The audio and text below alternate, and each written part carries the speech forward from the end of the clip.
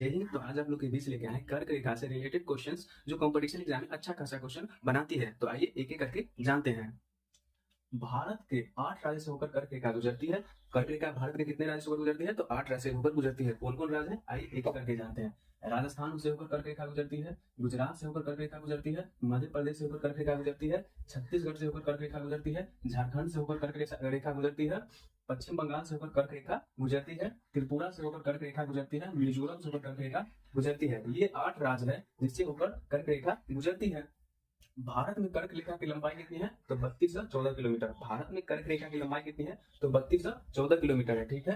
भारत के किस राज्य में कर्क रेखा की अधिकतम लंबाई है? मतलब ये 8 राज्य में सबसे अधिकतम लंबाई कर्क रेखा की कहाँ है? तो मध्य प्रदेश में। कहा? मध्य प्रदेश में। भारत में कौन ऐसा नदी है जो कर्क रेखा को 2 बार काटती है? तो माही नदी। क्वेश्चन बनता है कि भारत में कौन ऐसा नदी है जो कर्क रेखा को 2 बार काटती है? तो माही नदी। ठीक है। माही नदी मध्य प्रदेश के विंध्य पर्वत श्रेणी से निकलती है। माही नदी कहाँ से निकलती है? तो मध्य प्रदेश के विंध्य पर्वत से श्रेणी से निकलती है।